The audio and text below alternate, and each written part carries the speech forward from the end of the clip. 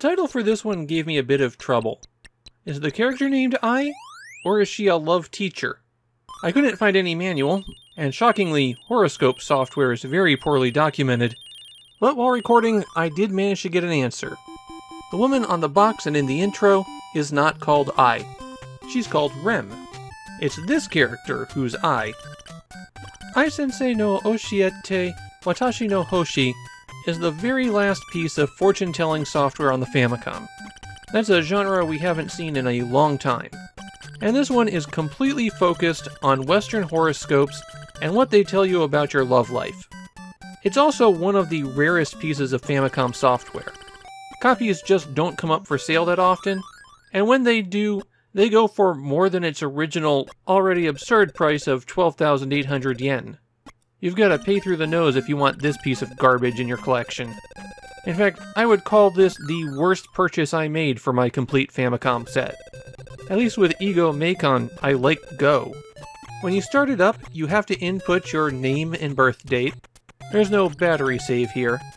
You also have to enter what time you were born, and if you're male or female. Then it'll spit out a lot of numbers for you that tell you how you're supposed to be. I use the Famicom's birthday, and it tells me that the Famicom will lead a very unlucky life. After that, you can get some general readings, or you can enter a particular person's birth date to see how compatible you're supposed to be. It's a really weird set of futures it will tell for you. It'll tell you what type of person you should find attractive, when you should expect to fall in love, your daily horoscope, and how rich you'll be. And that's really all there is to this one.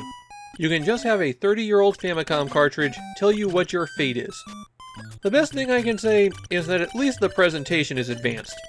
There's lots of animations, large detailed graphics, so at least they're giving you something, despite the original price tag already putting it among the most expensive Famicom releases.